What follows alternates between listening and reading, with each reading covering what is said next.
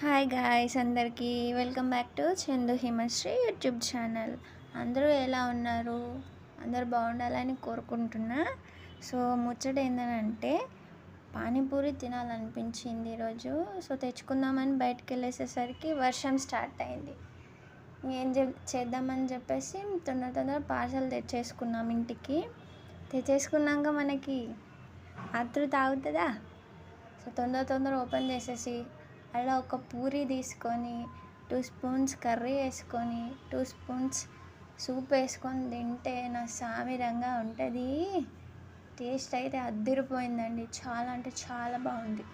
మీలో కూడా పానీపూరి లవర్స్ ఉంటే కామెంట్ చేయండి. Bye bye.